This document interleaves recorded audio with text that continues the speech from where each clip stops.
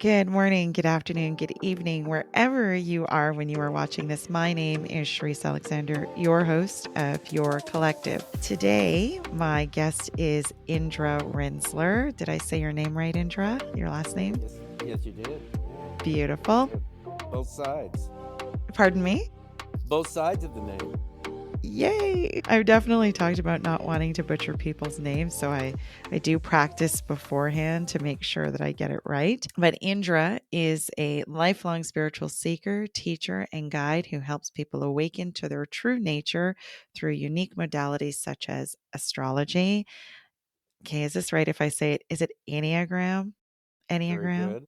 Okay, of personality and present moment awareness. He's been involved in spiritual practices for over 50 years and has traveled the world extensively, both seeking wisdom and sharing it.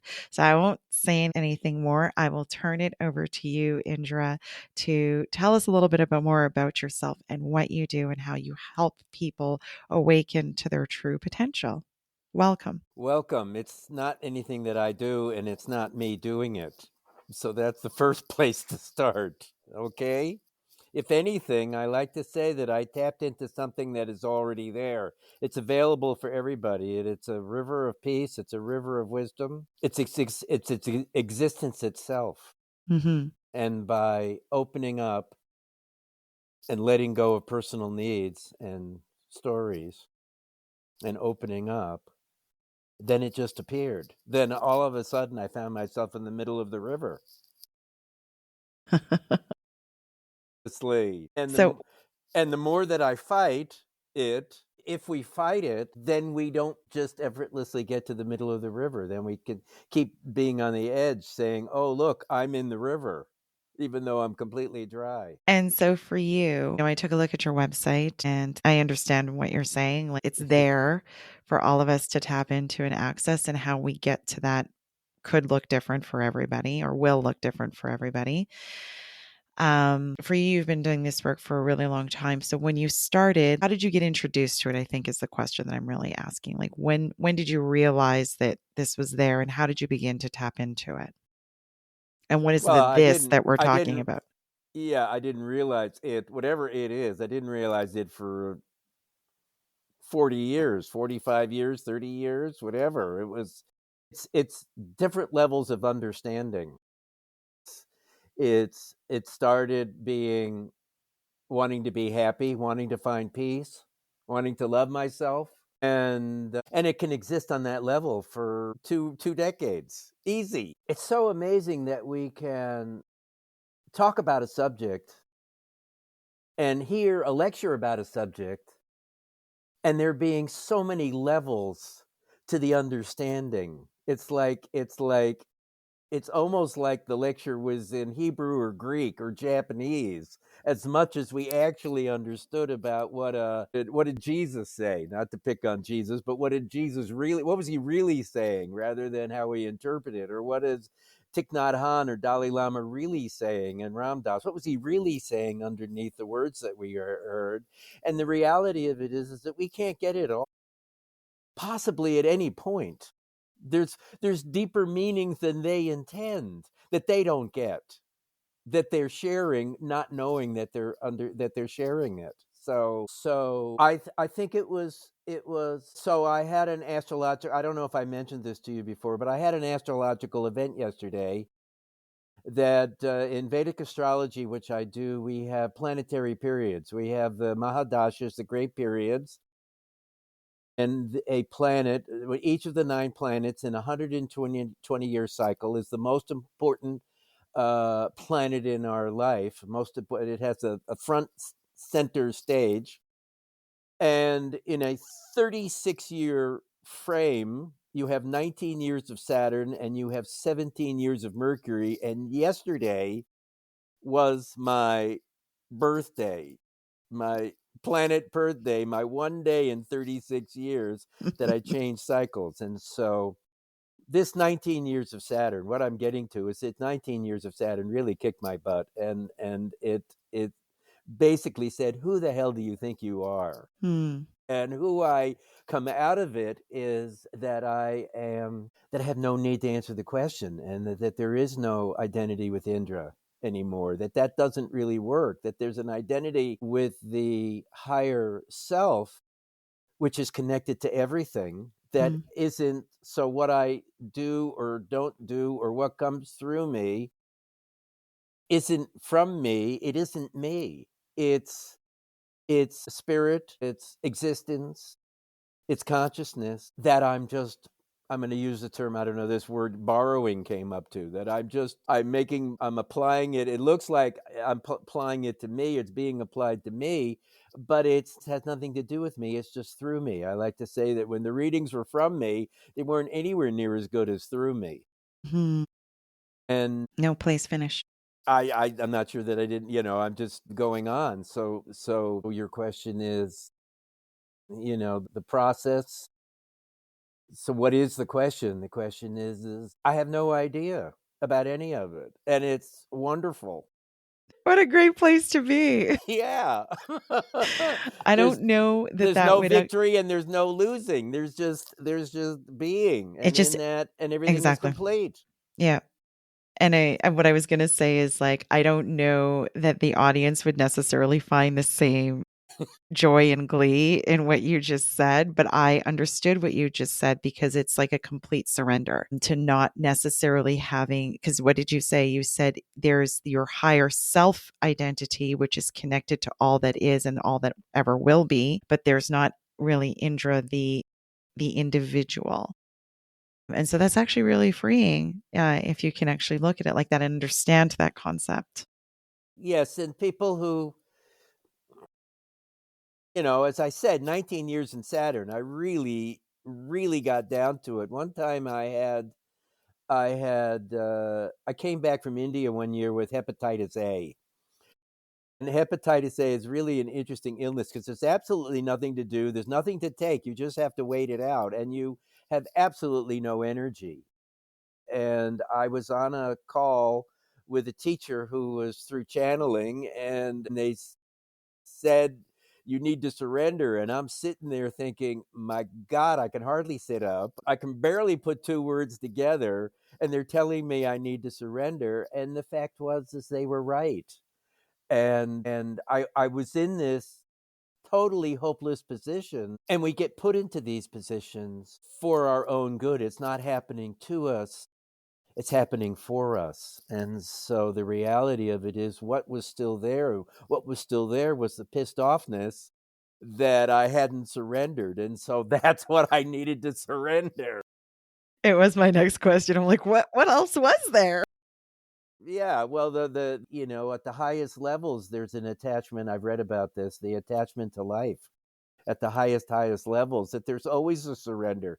As you keep going up and up, there are continual things to let go of. And in the body, that the last is the letting go of the need for living, the need for the body. I think I understand that. You know, Indra, I know you've been doing this for a really long time, but I'm going to bring it back real simple and real basic because I'm a beginner. So is maybe very likely everyone else who might be watching or listening. Because, you talked about Saturn, and I'm assuming you were talking about a cycle or retrograde, not No, necessarily a it's a retrograde. Mahadasha. It has to Okay. do with that. It's based on your position of your moon at birth, and you plug into a system, a wheel that's continually turning. And I jumped in at 2 years to go and 20 years of Venus. And so at my age, I came into Saturn period in my late 50s, Hmm. 19 years. And everybody has it, but everybody has it at a different age.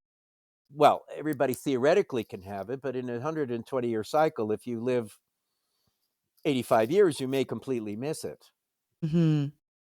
But this particular one was just a complete surrendering of everything that's blocking existence, that's blocking the higher wisdom, that's blocking the sense of peace, and the realization that I didn't really need anything, that there was nothing to attain, that there is self-expression to self-express, not for the strokes of it, but just to self-express. And I found out that was enough. It reminds me of, in the moment, it reminds me when I became a vegetarian 55 years ago, I took out the meat and found out that I liked the burger just as well Mm, without the burger. That the you had the bun. bread and you had the lettuce and you had the special sauce, and that was kind of it, and it didn't really need to be more.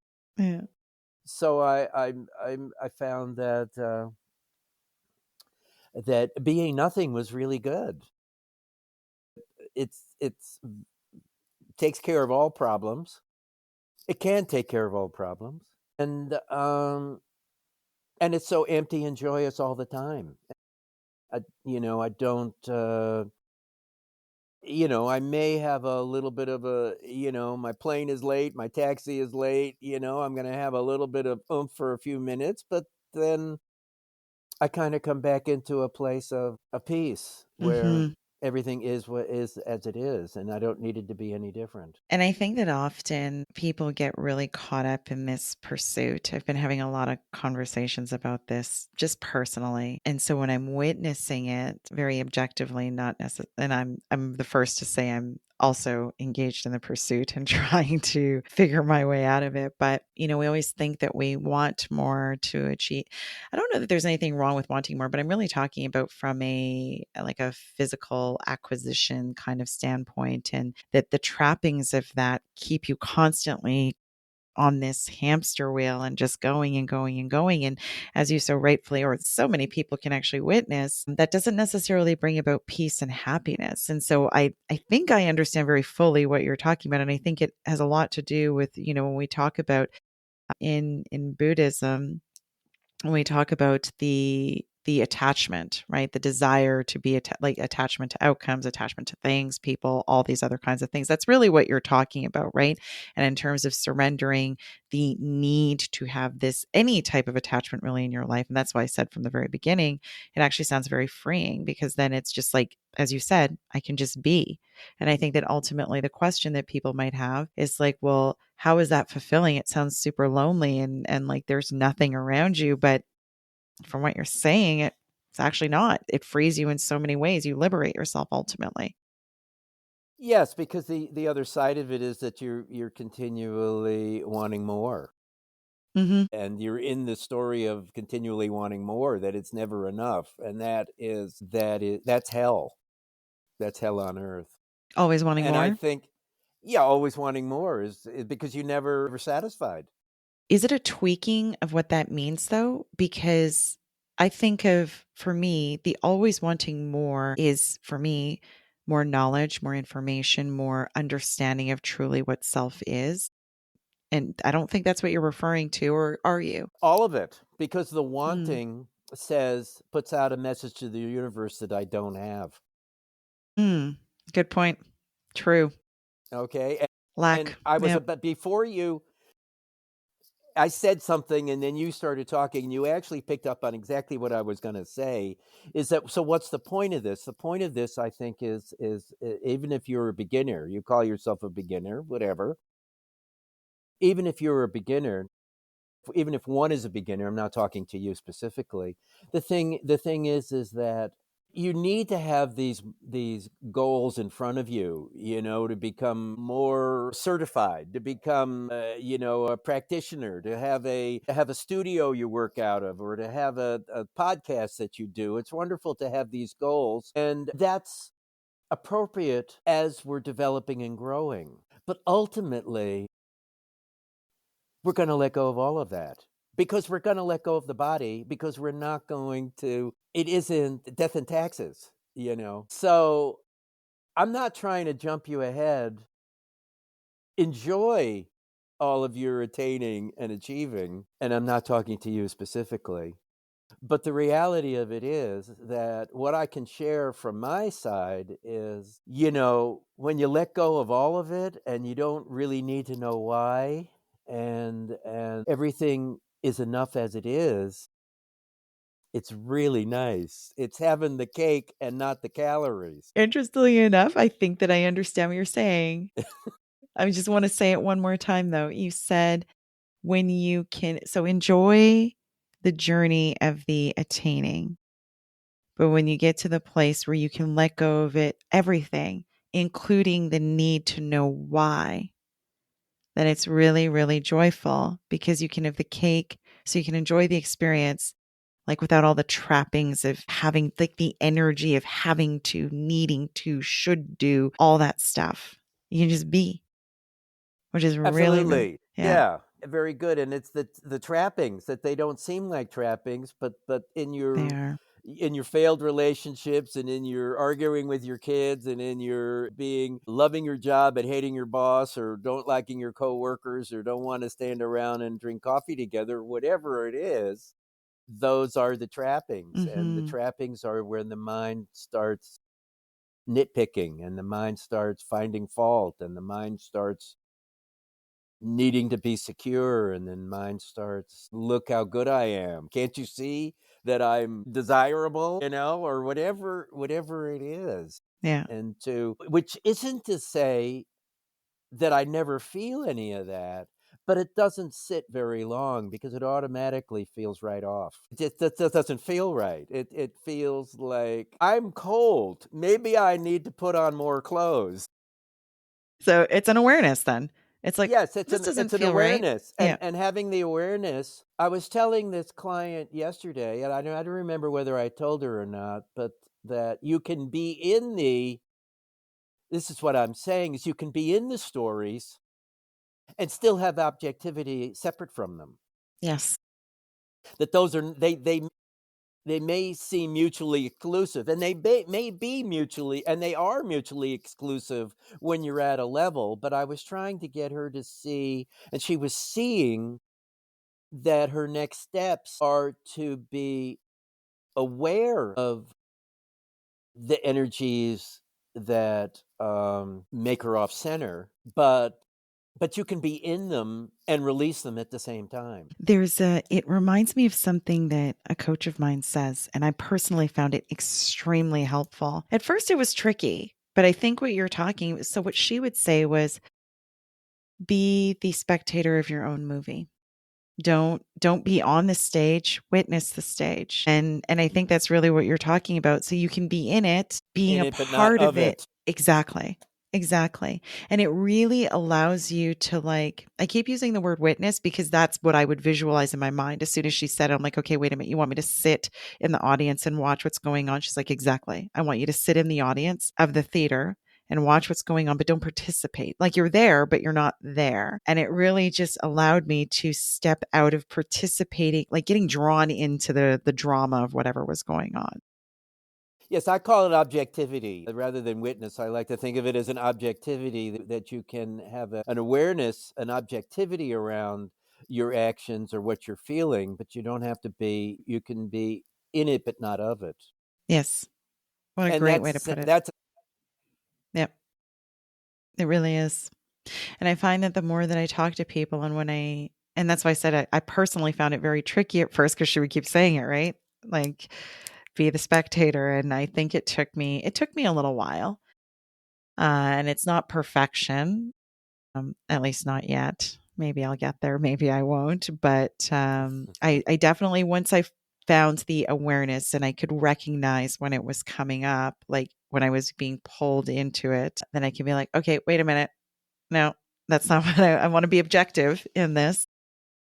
so the process of it, the reason it's difficult, it does take a while and it can take Hmm. years, and that's Yep. okay. The reason it takes so long is because it's easy for you to realize when you get upset reading the newspaper. Hmm. Okay. And it's easy for you to realize when you, and I'm not picking on this, but when you hear news, and okay, then you get off center. You can realize that pretty quickly. Yes. But now, how about with your mate? How about with your kids? There are so many levels. There's so many ways that we get triggered, and we have to detach every one of those ways.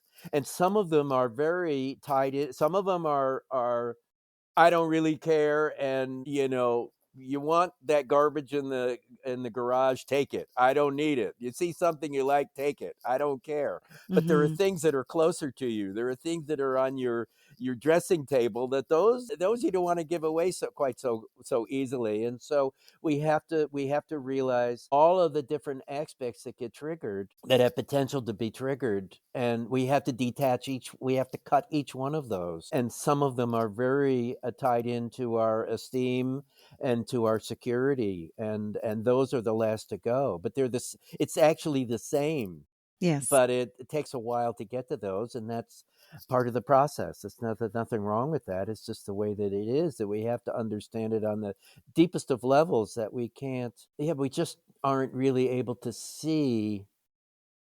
It takes a maturity and a working with these ideas quite a while in order to understand it on the deepest of levels. Yeah. And I think I had a guest last week, and it ties back to even something that you had said the first time we chatted. And the question I think I posed just in conversation was about, I think I'd made a comment. It wasn't really a question about being on a spiritual journey. And you had said, well, we're all on a spiritual journey. It's whether or not you are awake or not on that journey. And I think the reason why I bring it up is because the guest that I had on Friday, what she was talking about was like this awareness and understanding that it's not an overnight process. You're constantly going to revisit it.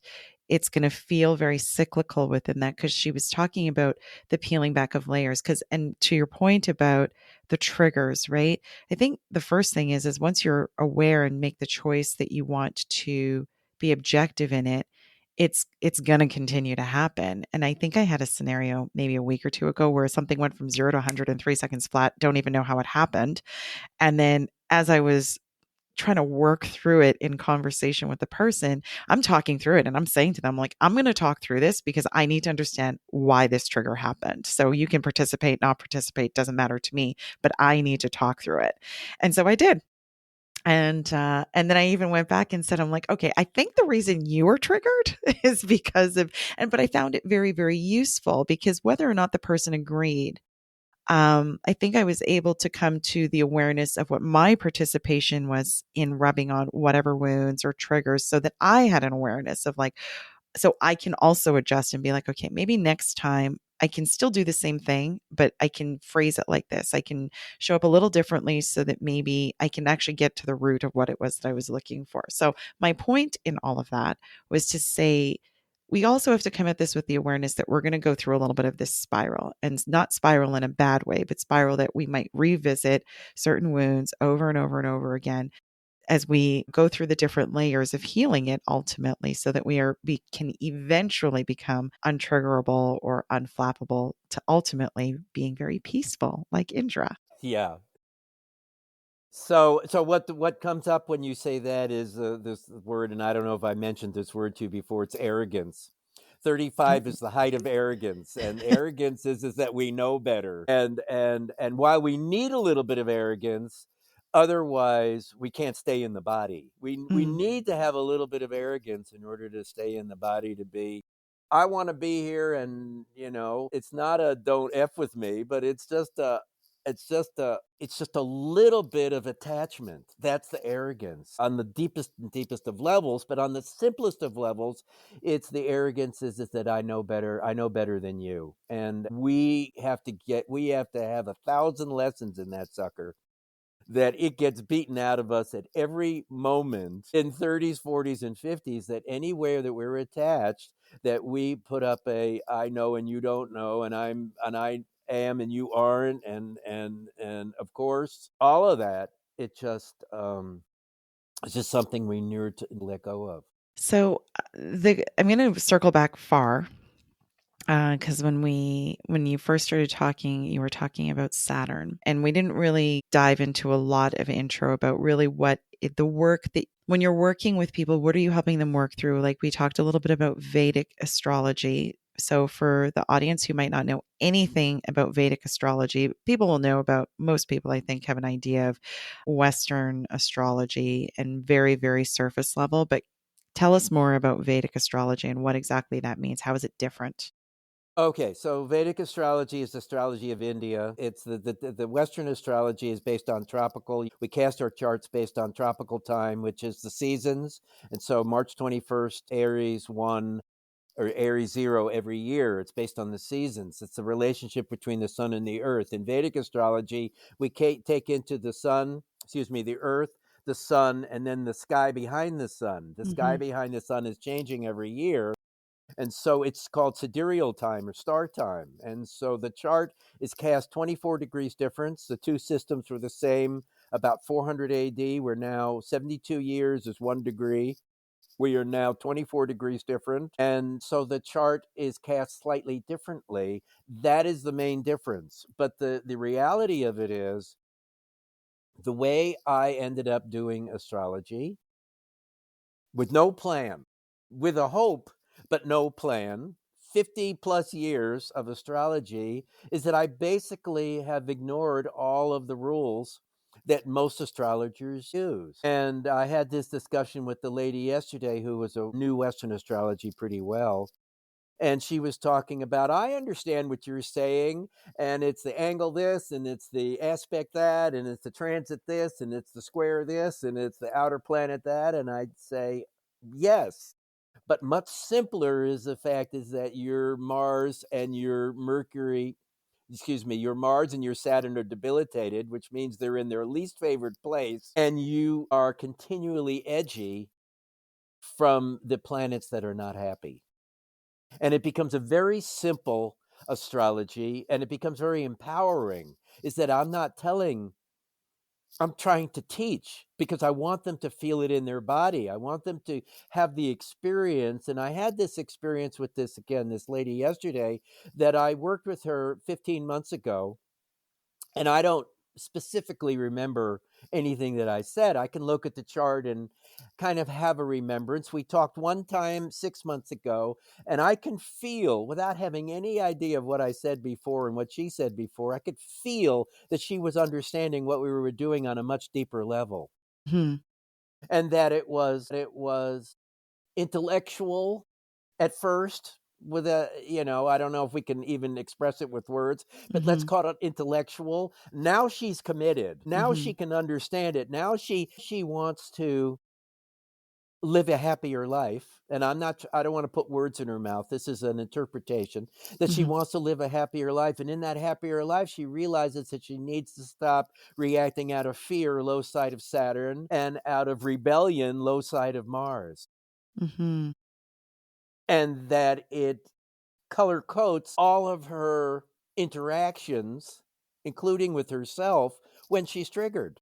And just curious, so in Western astrology, there's always, and I think most people are aware of like Mercury retrograde. There's mainstream articles that talk about Mercury in Sure. retrograde. Are the retrogrades, do they operate in the same way? Like I think they operate in the same way, but do they have the same impact across Western culture or Western astrology and Vedic astrology? As an example. Okay, well, it's interesting you bring up retrograde. So the thing is that the teaching is that they become weaker Hmm. in retrograde, because it isn't moving direct. It Hmm. appears to be moving backwards. But Yep. in that weakness, they become stronger. Okay, you get mad at your boyfriend and he better watch out. You're cool with everything, not a problem, but now you're pissed off and you get weaker, and now he's got to watch out. Okay, I think you said you were married. Maybe I don't remember, but it doesn't matter. Yeah. But the point is that, so it's both true, is that Hmm. it does get weaker and it also gets stronger. So everybody disagrees, and so the reality of it's just a retrograde. It's, in either case, it's a retrograde planet. How do you interpret it? I I never interpret it. actually interpreted it as being weak. I always thought that it brings up exactly what needs to be addressed. And there's power in that and there's strength in that. Well, it is weakened, because why Mercury retrograde? Why are we told not to come into contracts? Because the energy isn't direct and it isn't clear. It is in an amorphous state. It's that contracts don't get signed between Christmas and New Year's. It's just Hmm. not the time for it. Yep. So, in a sense, we call that weakening. You can think of it not being weakened, but it is weakened. So, it isn't, the difference between retrograde has nothing to do with Vedic and Western. It's going to be interpreted different by an astrologer, and it has nothing to do with sidereal or tropical time. It is basically, it might be based on their tradition, it might be based on their experiences, but the reality of it is that what I'm teaching people and sharing with people is a very simple approach to astrology. Is that the weak planets, planets that are debilitated, planets that are in signs that they're not happy, planets that are conjunct unhappy planets, planets retrograde, planets cuspy at the edge, are all easily triggered. And that is the work. And it's not that there's anything wrong. There's nothing inherently good or bad, but we compensate in our behavior and in our thinking and in our attitudes for the planets that are not happy. It's actually rather simple, but also complicated at the same time. I've always considered it to be very complicated. But only because, like, I never even looked at anything beyond my, I think, sun sign until, like, in Western astrology, I think until maybe a year or 2 ago. And I've very, very little knowledge of Vedic astrology. I think I once did a Vedic astrology test, and I think I realized I was a Virgo. My sun sign in Western astrology Scorpio? is no, actually is Libra. If I did it right. I don't know if I did it right. It was one of those online things, and it said that Oh, I I'm was a sorry. You said Virgo. Yeah, Virgo, yeah. Libra. Yes, Yes. absolutely. Yeah. Yes. Which kind of made sense, but what I felt made more, and so what would be really interesting for me anyways, and we can totally do this offline, is having a full Vedic astrology natal chart done, because I felt like I actually understood myself a lot more once I started looking at my natal chart for Western astrology. It helped me understand like who I really feel like I am privately behind closed doors versus who I show up as. So, but anyways, that's a conversation Well, for another I day. think that's the reality. Is that's the reason for doing the astrology, is that we learn about ourselves. That it's a whether you call it a blueprint or an X-ray. The idea here is that there's a hidden self that we're unaware of, and we in 3D we're not so subtle. The subtleties aren't there, but in the underneath, very subtle and very important in order to know how we really work. It's the sharp, nerdy kid who can open up the clock and computer and figure out how they're built and put together. Congratulations to them. It's really amazing to be able to look at the inner workings and see how they work and see how they're connected. And it's all, how did we figure it out? How was it figured out? I have absolutely no idea and don't care. But the fact is that it's an incredibly intelligent, whether you call it coincidences, you can call it 1,000 coincidences, but son of a gun, if I don't, put my finger on cuspy, retrograde, unhappy, debilitated planets, if those aren't the areas. A lady asked me yesterday, well, where should I put my attention? And I said, those debilitated planets. And she said, yes, sure, of course, I see now. And it's a process of attunement to the ideas, that you understand them on an intellectual level, then you understand them in your body, that you understand the words and that you get triggered, and then you understand it in that the feeling of it, of the feeling of being triggered, that when again, Saturn, she gets fearful. Saturn, anybody's Saturn, when we get fearful, it's to feel it in the body. We can see it clearly with other people, but we have to learn how to get that objectivity, to get out of the movie of our life into the audience in order to have the objectivity about our own. Wow, now we're feeling triggered and fearful.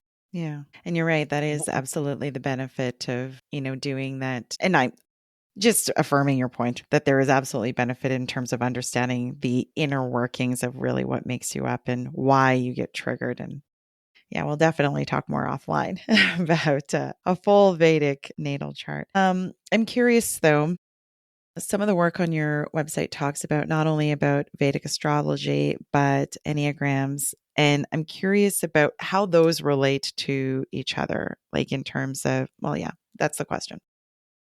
Well, so the Enneagram, the term Enneagram, it comes from Greek. It means nine-sided figure. The teaching has nothing to do with Greece, but it's nine-sided figure. It's three geometric shapes that create 9 points. And we can put anything at those points, but in the Enneagram of personality, they put personalities. And the teaching is, on the simplest of levels, it's a personality typing scheme that says that there are 9 personality types. I believe that there are 9 personality types, and that the understanding of the Enneagram of personality stories about each of those types, one of them is at our core. One of them is who we are. It's our lens to help us navigate life.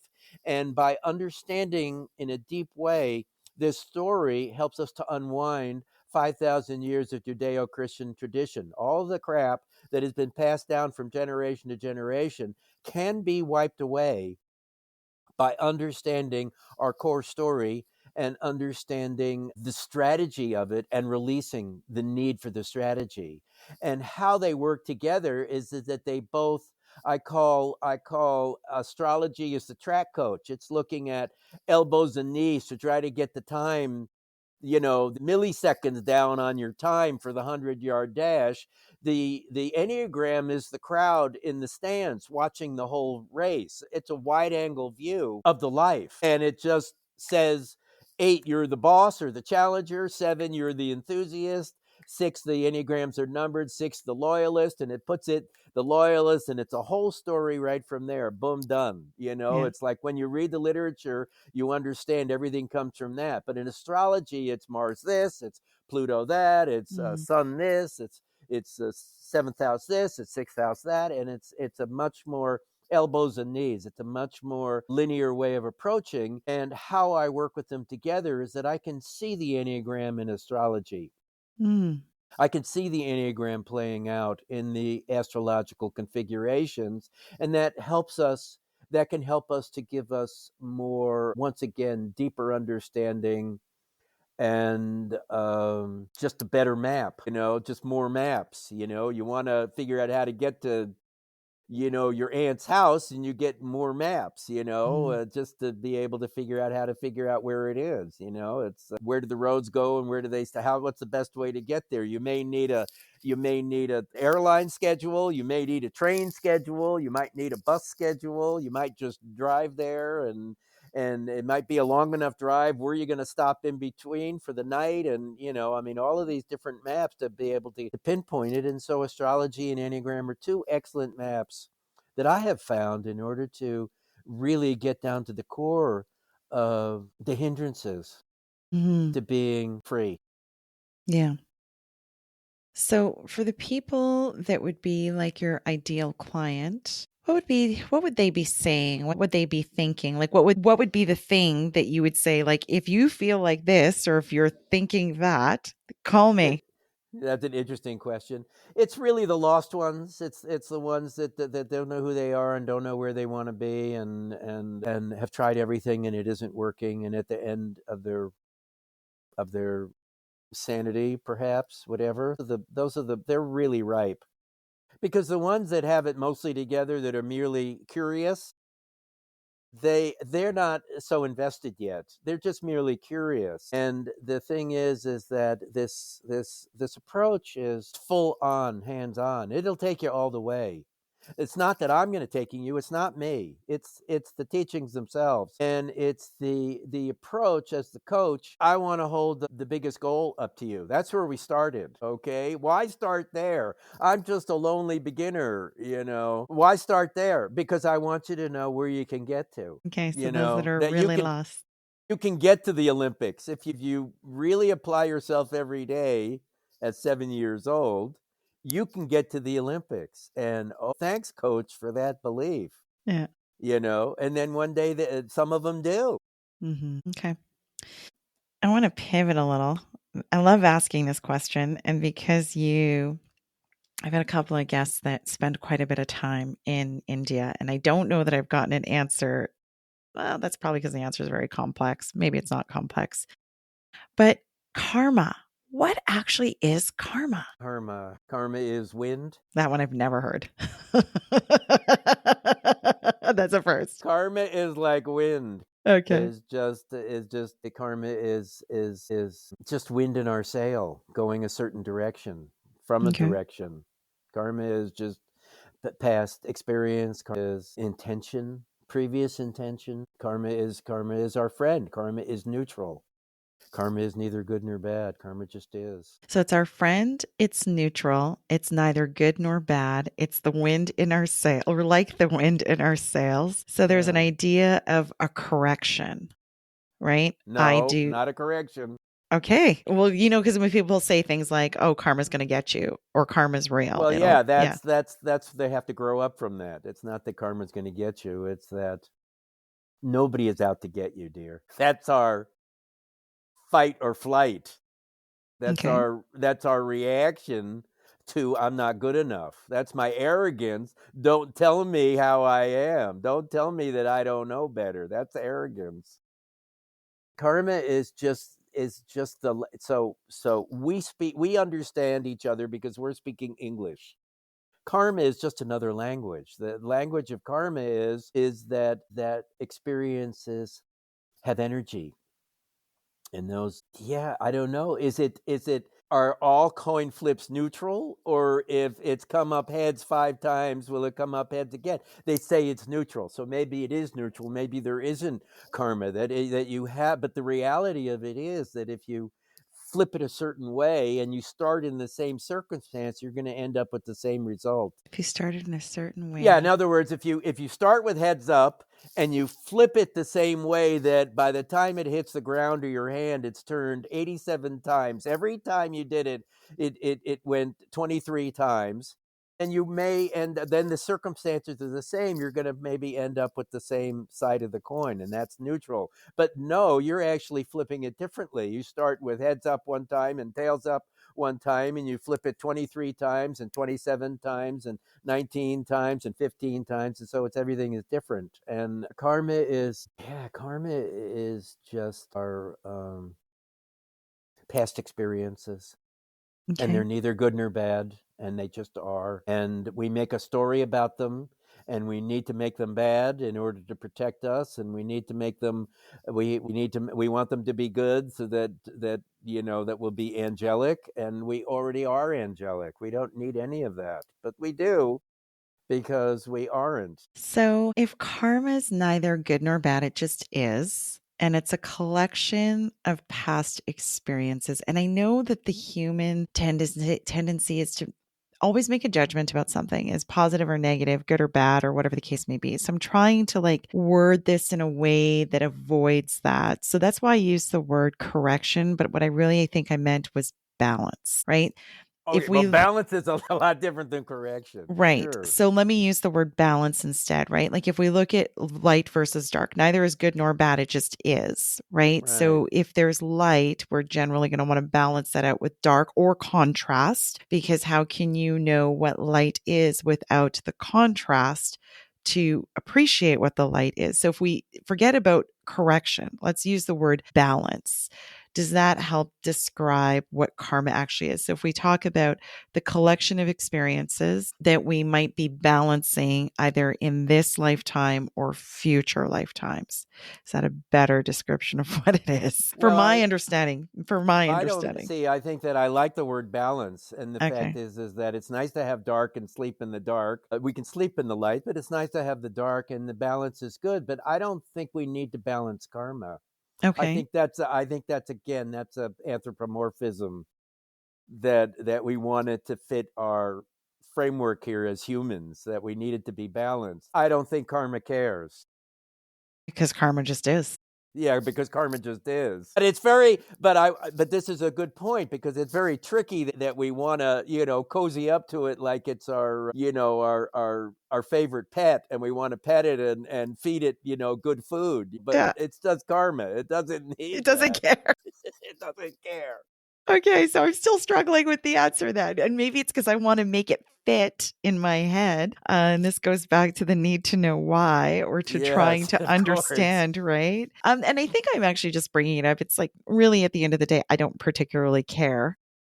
It's Sure. just really the conversation or the question comes up, and there's so many different ideas about what karma actually is. And there's no So the consistency thing within it. is that karma has come in. What comes to me right now is that karma, your retribution. You've got a kind of a retribution thing going on here. If I don't want to label you, but that's what I'm feeling. I don't want to let go of retribution. Karma is just it's past history, but that doesn't mean that it doesn't necessarily have a meaning. We're going to give it a meaning because we're humans and we got these brains and we don't know what else to do with them, you know? So we let's put it into the retribution column. That's I actually don't know that I think it's retribution. I think the reason why I'm asking the question is I heard a very interesting idea about karma the other day that I'd never considered. And what the person had said is karma isn't real if you don't actually feel bad about something that you've done.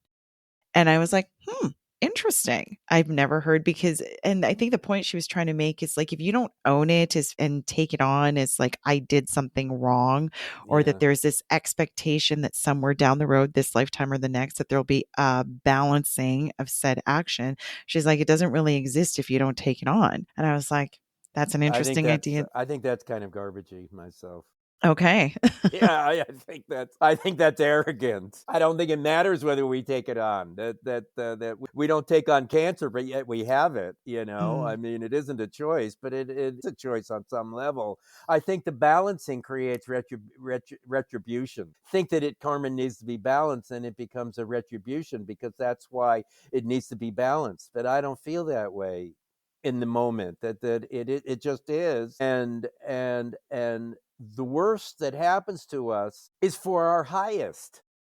And I agree. everybody talks about how horrible afterwards, Yes. how horrible it was that they can make money on it. I was at the lowest.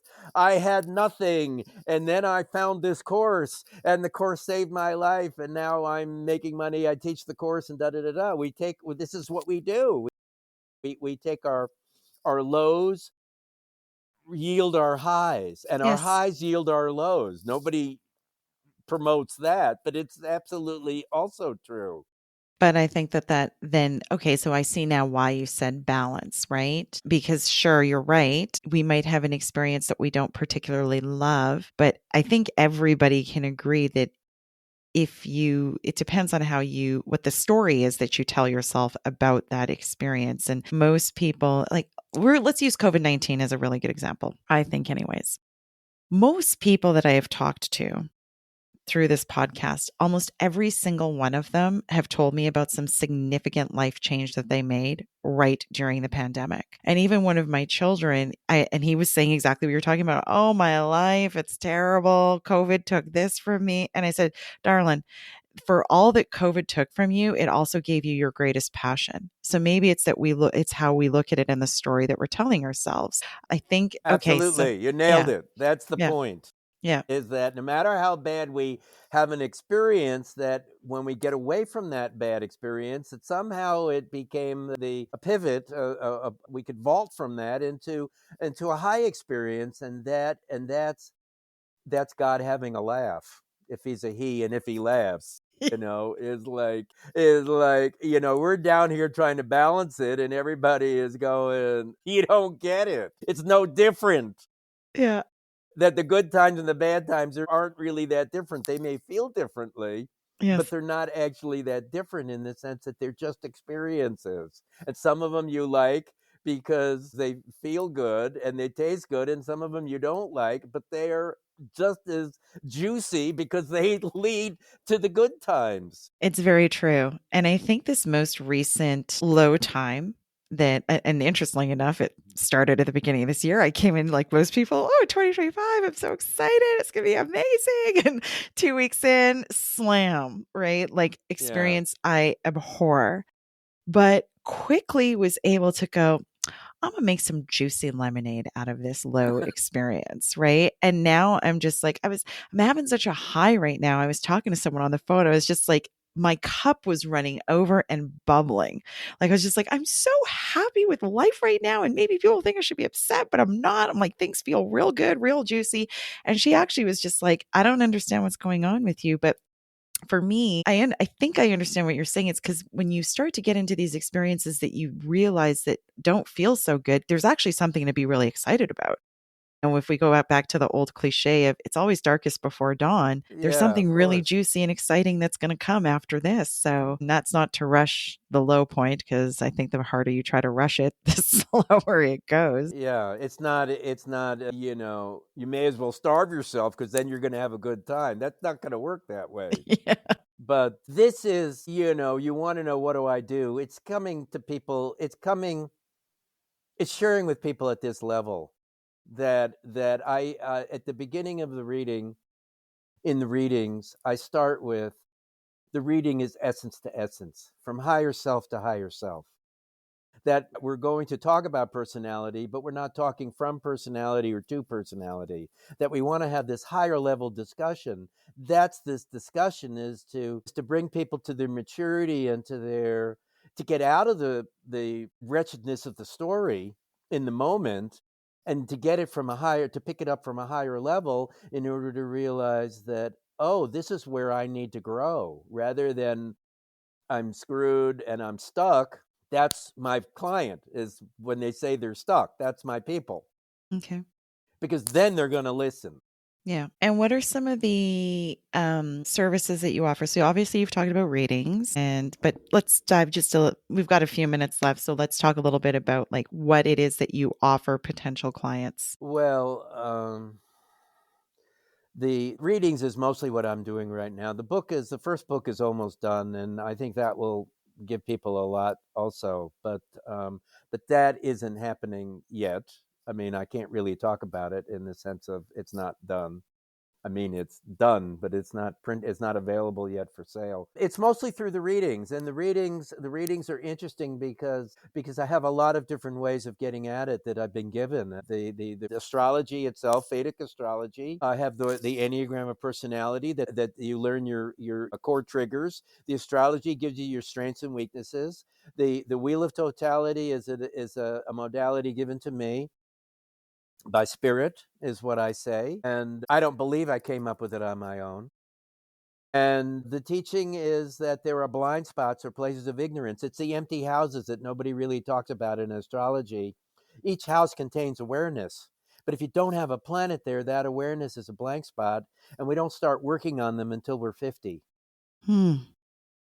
And so that is another tool. I work with a location astrology, astrocartography, to help people to find the power of place. A lot of people want place to be the first thing. Place is the last thing, because wherever you go, you bring yourself there. You've got to kind of clean that up. That a place is, you can be better off in a place, absolutely, but the healing that you're really wanting, in other words, people say relationship, my job, finding peace, those things are internal. They're Yeah. not, they can be helped a bit by where you are, but for most people, it's an internal process. And what it ends up with, it doesn't actually matter where you are. Mm-hmm. So true. So I work with that to reflect those kinds of energies and modalities and aspects of their life, to bring it back to them to be more whole. And then I also work with, obviously, relationship readings with couples, and then family dynamics, which is with extended family or friends or children and parents, where whatever family dynamics. And then I have another reading, Navamsha reading, which is the in Vedic astrology. It's the chart of who we become. So, and that's at 60. So it doesn't mean you have to be 60 to have the reading, but the idea is that we actually do leave our natal, we have the ability to leave our natal chart. That was going to be my question. Yeah. Yeah, we have an ability, once we, not in 20 years, and maybe not in 40 years, but in 60 years, we've been through most of these challenges. And like with this client I was talking about yesterday, with at 55, I felt yesterday that we were really into some core issues here for her. And when she gets through those, then a lot of that natal chart she will leave behind in the sense of the issues of the chart. She can live on the high side of the chart, not live on the low side of the chart. And so I have a dynamic, and then plus just basic counseling. Yeah. Basic counseling is starting in the middle and working outward in all directions at the same time. Yeah. What's on your heart? What are we've already had a reading. What is it that you need to hear again, and what's come up in it? Because a week later, a month later, a year later, they're still floating. The readings go on for 5 years at least, Mm-hmm. Oh, and maybe wow. more. Yeah, Okay. that they're vibrant, that you can listen to it again. If you heard the reading 2 years after I give you it, you will still be, In a it. lot of things will be clear, and you will hear things that you never heard before. There Yeah. will be still things for you to work on, and some of them may be new. Wow. That's impressive. Okay. That's the So, way it seems to work. What can I yeah, say? I've just never, It wasn't designed that way. It's a reflection of my personality. yeah, It's a reflection of the work that I've done. It's a reflection of my own nature, but it wasn't the plan. it The really plan is. was to share. Yeah. Well, thank you. Really, a lot of readings and a lot of overlay of different, because you talked about individual readings and family and couples and then counseling. And I'm sorry, you mentioned a reading I've never heard before, starting with an N. Astrocartography, Astrocartography. Navamsha. Yes, Navamsha. That's the one. Yes. Okay. So lots of different options then for anybody who might feel stuck and not sure which way to go and what to do. This is a good and reasonable place to start. So I guess what I would say is thank you so much for joining me here today. Is there any final parting words that you would like to share? Absolutely. I make an offer to all of your listeners for 2 free offerings. And the free offering is, if you email me, you can check out the website, indrarinsler.com. You can email me if you have any questions, Indra Rinsler, all one word, at gmail.com. If you send me your birth date, time, and place, I need the 3, date, time, and place, and I will send you your Vedic chart. And it's not a free reading, but I will make a comment or two on your reading, on your chart. And then the second offer is the Enneagram of Personality. I will send you a free 5 to 10 minute test that will make you think, but only for 5 or 10 minutes. And that it will help you to either find your Enneagram number, or will highlight to you which ones you should start investigating. And those are free. Just email me, anyone that's interested, and go from there. And if anybody's interested in a reading, you also start by emailing me. Beautiful. I will ensure that all of your contact details are posted when this is published. So, to guests or visitors and listeners today, thank you so much for joining myself and Indra as he shared more about his journey and Vedic astrology, as well as Enneagrams. As always, questions, email, subscribe, comment, reach out to me. I will make sure that we have Indra's contact information available as well, so you can reach out directly to him. And until next time, please take care of yourselves.